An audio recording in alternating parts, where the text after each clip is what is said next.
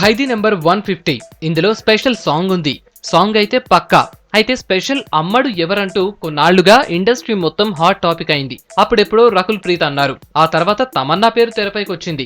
అక్కడి నుంచి రెజినా వరకు వచ్చింది. మొన్నటికి మొన్న అంజలి అంటూ సరికొత్తగా వార్త బయటకొచ్చింది. ఇప్పుడు మరో పేరుతో సీరియస్ గా హల్చల్ నడుస్తోంది. సరైనోడులో ఎమ్మెల్యే పాత్రలో మెరిసిన క్యాథరిన్ తెరిసా చిరంజీవి పక్కన ప్రత్యేక నృత్యం చేయనుందట. బన్నీతోనే రెండోసారి నటించింది బ్యూటీ. సరైనోడు తర్వాత క్యాథరిన్ అంటే సినీ ఎమ్మెల్యే అయిపోయింది. ఎక్కడ కనిపించినా ఎమ్మెల్యే అంటూనే పిలుస్తున్నారట. అల్ట్రా హాట్ గా కనిపించి యూత్ ను బాగానే అట్రాక్ట్ చేసింది హీరోయిన్.